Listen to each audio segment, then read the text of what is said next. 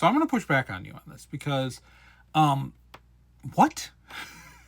I have a lot of criticism for Paul Castle and Matthew and Paul and the way that they're marketing Paul's books and like all the pity marketing and all that stuff. And I have never read the Pringle and Finn, the Pengrooms, like any of those books or anything like that. So I actually have not like done anything besides just glancing at art and things like that.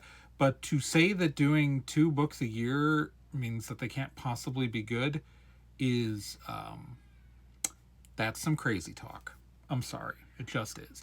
And, okay, so some background on me. Besides being an indie author, which I am. By the Mia Graves series, Book 4, Buried Memories, comes out December 15th. Pre-order now. Besides that, I actually write comics. I currently write a webcomic called Peregrine Lake. I'm only the writer on that, but for years, I did 2 different webcomics simultaneously, and each updated twice a week, and then one of them always had an annual event that did like a whole month in November. So I was averaging about 230 pages of comics a year for a while. The Pengrooms, Pringle and Finn, is only 52 pages long. Doing 2 of those, so Paul Castle did 2 of those a year. On average, it's about 104 pages a year. 104 pages a year. That's it's so easy. Like, if an artist who is talented and skilled and has a regular rhythm, doing that is not hard. And I'm including all the writing. Because, I did Unconventional and the Chronicles of Crowstar simultaneously. Really do need to go back and write the final volume of this thing. I never did. That's why I don't advertise this comic, because the final volume has never been published.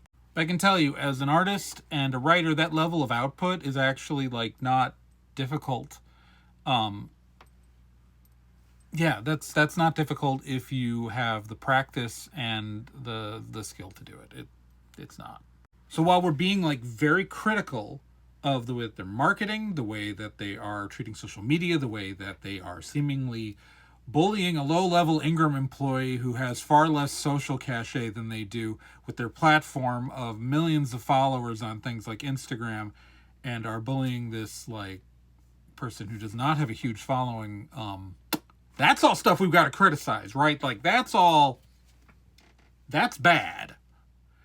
And the fact that they are at best very bad at business based off of all the stories they've told so far, right? And we can be critical of the pity marketing. Let's not attack basic artistic output. Like, let's stick to criticizing verifiable things instead of weird stuff like this.